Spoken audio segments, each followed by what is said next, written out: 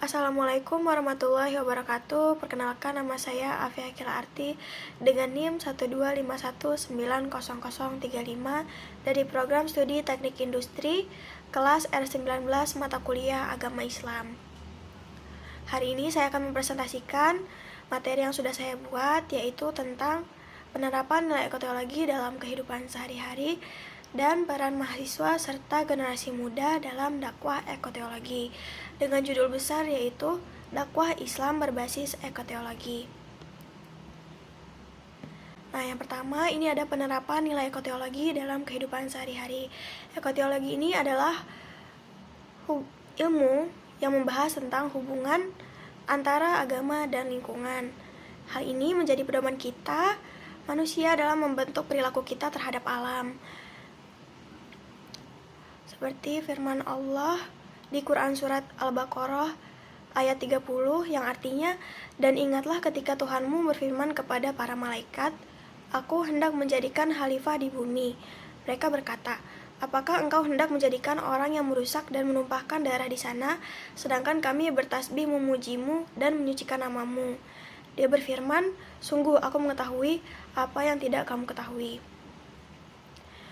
Nah, dari sini kita tahu bahwa manusia itu memiliki peran khalifah atau wakil Tuhan di bumi yang diberikan tanggung jawab untuk mengelola dan menjaga bumi secara bijaksana.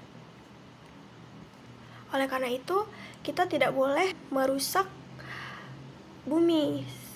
Kita harus menerapkan perilaku seperti menjaga kebersihan lingkungan, menghemat energi, mengurangi sampah, dan menjaga kelestarian alam. Karena ini merupakan bentuk pelaksanaan amanah dari Allah Subhanahu wa Ta'ala sebagai kita manusia, khalifah atau wakil Tuhan di bumi. Nah, penerapan nilai ekoteologi dalam kehidupan sehari-hari ini terbagi menjadi 3. Yang pertama ada menjaga kebersihan lingkungan. Menjaga kebersihan lingkungan adalah implementasi nilai ekoteologi karena mencerminkan tanggung jawab kita untuk merawat dan menjaga ciptaan Allah Subhanahu wa Ta'ala. Contoh penerapannya yaitu membuang sampah pada tempatnya. Kenapa kita harus membuang sampah pada tempatnya? Jika kita tidak membuang sampah pada tempatnya, seperti di lingkungan sekitar kita, lalu di sungai, di jalan raya, itu sangat mengganggu makhluk hidup yang tinggal di sana, bahkan manusia itu sendiri, karena dengan kita membuang sampah itu juga bisa menyebarkan virus-virus yang nantinya akan merugikan. Lalu yang kedua ini ada membersihkan rumah dan halaman secara rutin, karena jika kita tidak membersihkan rumah atau halaman secara rutin, itu akan nantinya menjadi sarang penyakit, seperti misalnya nanti kita terjangkit penyakit seperti DBD karena terlalu banyak menumpuk sampah di depan halaman kita. Lalu yang ketiga ini ada mengikuti kegiatan gotong royong membersihkan lingkungan. Lalu menjaga kebersihan fasilitas umum. Mengapa kita harus menjaga kebersihan fasilitas umum? Karena fasilitas umum ini dipakai oleh semua orang, termasuk diri kita sendiri. Jika fasilitas umum itu tidak bersih atau kotor, maka kita tidak akan merasa nyaman dalam menggunakannya. Lalu ada membersihkan selokan dan saluran air. Karena air itu sangat mudah ya untuk membawa bakteri atau virus-virus, sehingga kita harus rajin untuk membersihkan saluran air kita. Lalu yang terakhir ada menggunakan produk ramah lingkungan. Ini sangat membantu bumi, karena kalau kita menggunakan produk yang sekali pakai seperti sedotan atau styrofoam, itu sangat lama terurainya, sehingga itu juga akan nantinya menumpuk. Nah, lalu penerapan nilai ekoteologi dalam kehidupan sehari-hari yang selanjutnya atau yang kedua itu ada menghemat energi dan sumber daya alam. Menghemat energi dan sumber daya alam adalah salah satu bentuk tanggung jawab manusia untuk menjaga kelestarian ciptaan Allah. Nah, contoh penerapannya itu ada mematikan lampu dan peralatan listrik saat tidak digunakan. Lalu menggunakan transportasi umum seperti bis, angkot, atau mungkin kita bisa bersepeda dan berjalan kaki. Lalu ada memanfaatkan cahaya dan ventilasi alami pada siang hari. Nah, sangat dianjurkan ya untuk membuka jendela di pagi hari agar kita mendapatkan cahaya. Jadi kita bisa menghemat listrik dengan mematikan lampu. Lalu ada menghemat penggunaan air dan mengurangi pemborosan sumber daya alam. Dalilnya ini adalah Quran Surah Al-A'raf ayat 31, yang artinya, "Wahai anak cucu Adam, pakailah pakaianmu yang bagus pada setiap memasuki masjid. Makan dan minumlah, tetapi jangan berlebihan. Sungguh Allah tidak menyukai orang yang berlebih-lebihan." Nah, dari sini kita tahu ya bahwa Allah itu sangat melarang sikap berlebih-lebihan atau israf dalam menggunakan nikmatnya. Nah, salah satu nikmatnya ini adalah sumber daya alam yang kita gunakan dan energi yang kita gunakan juga. Maka dari itu kita harus memanfaatkan sumber daya alam dan energi itu secara bijak agar menanamkan prinsip efisiensi dan kesadaran lingkungan. Nah, penerapan yang selanjutnya atau yang ketiga itu adalah mengurangi sampah dan menjaga kelestarian alam. Nah, mengurangi sampah ini termasuk bentuk kepedulian kita terhadap lingkungan dalam menjaga keseimbangan ekosistem.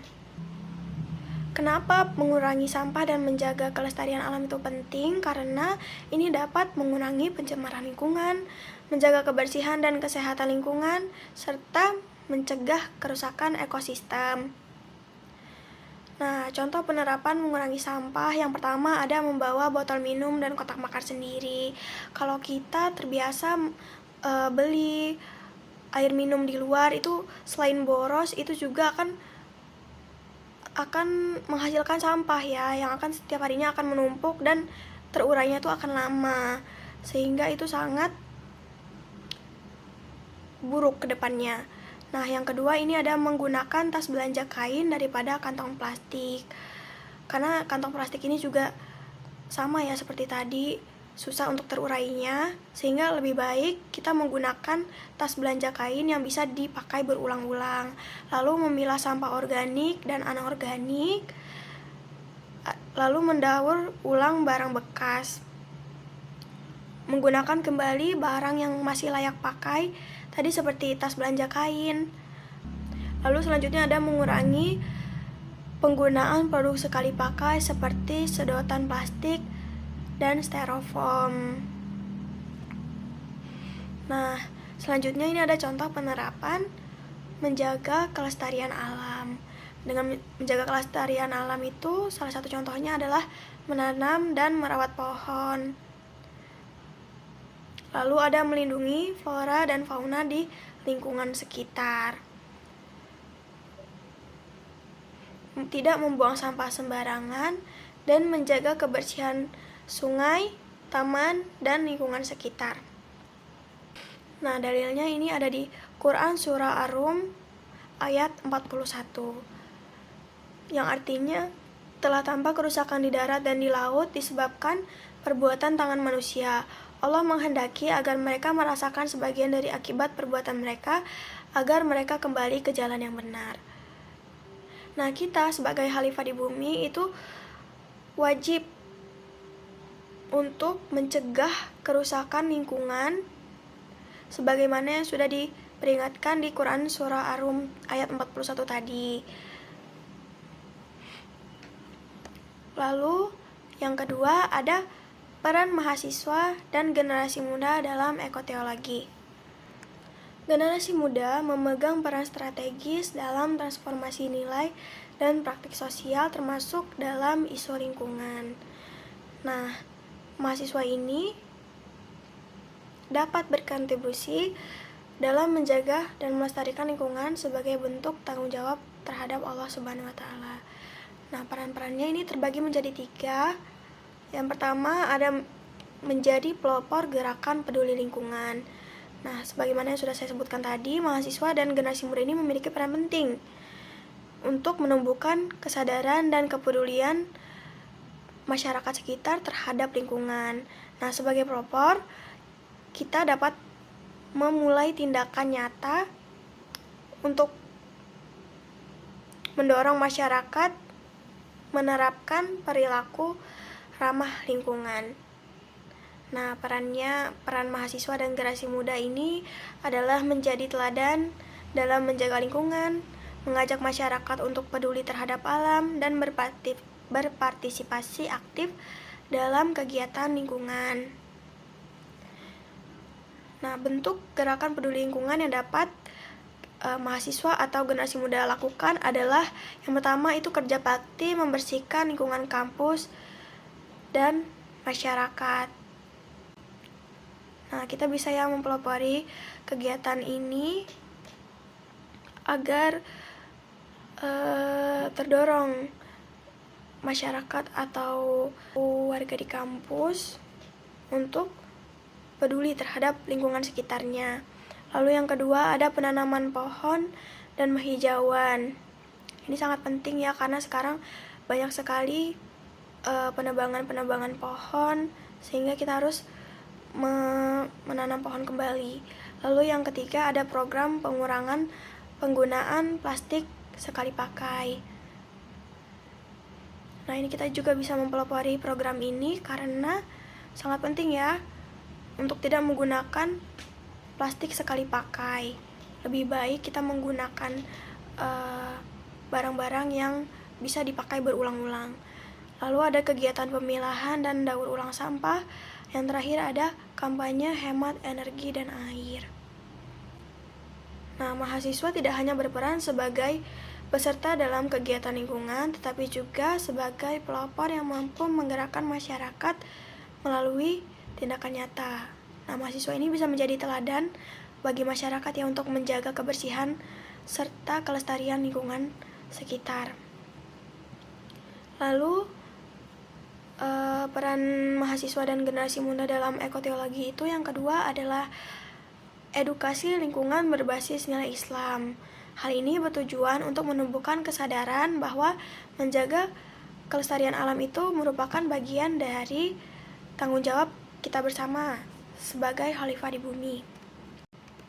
Bentuk peran mahasiswa dan generasi muda dalam edukasi lingkungan berbasis nilai Islam yaitu yang pertama ada menyebarkan pemahaman tentang pentingnya menjaga lingkungan berdasarkan Al-Quran dan hadis.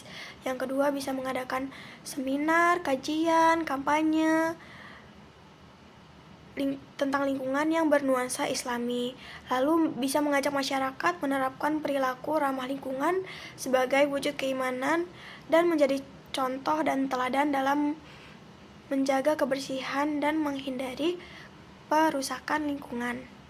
Lalu, peran mahasiswa dan generasi muda dalam ekoteologi yang terakhir atau yang ketiga itu adalah pemanfaatan teknologi untuk kampanye lingkungan. Nah, teknologi sekarang ini bisa menjadi sarana dakwah yang sangat efektif karena bisa menyebarkan nilai-nilai Islam dan tentang tanggung jawab manusia itu dengan mudah, karena dengan media digital ini kita dapat mengirim suatu pesan itu dengan sangat cepat ya. Perkembangan teknologi digital memberikan peluang bagi mahasiswa dan generasi muda untuk menyebarkan informasi serta meningkatkan kesadaran masyarakat tentang pentingnya menjaga lingkungan.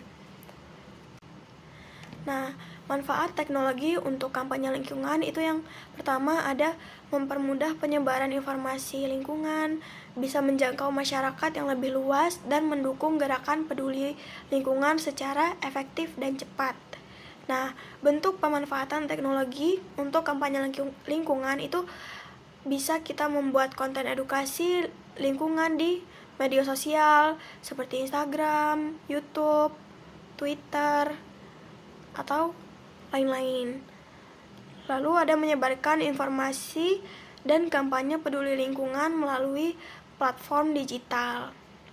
Karena dengan kita menyebarkan informasi lewat platform digital itu mudah dijangkau oleh semua orang ya, sehingga pesan yang kita sampaikan itu banyak tersampaikan ke audiens atau orang-orang yang kita tuju. Lalu yang ketiga itu ada menggunakan aplikasi atau website untuk mendukung pengelolaan sampah dan penghijauan. Dan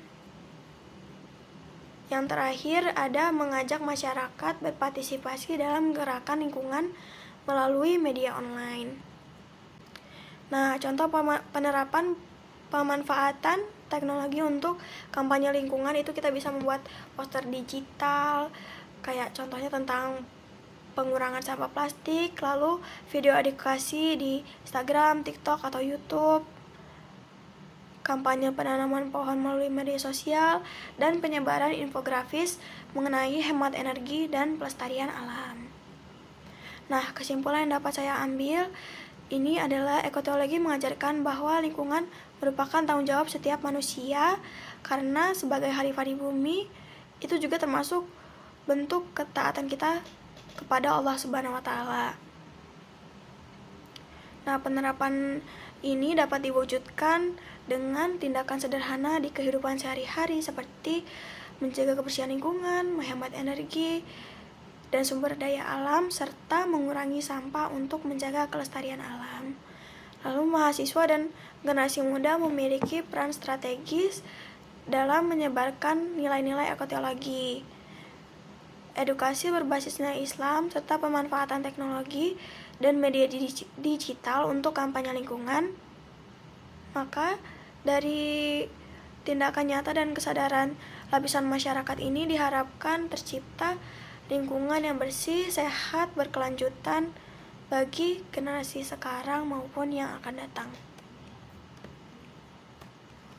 Ini ada pertanyaan diskusi dari saya, lalu ada daftar pustaka dari artikel-artikel yang sudah saya kutip di slide-slide tadi. Terima kasih saya ucapkan. Bila ada kesalahan perkataan maupun perbuatan, saya minta maaf. Wassalamualaikum warahmatullahi wabarakatuh.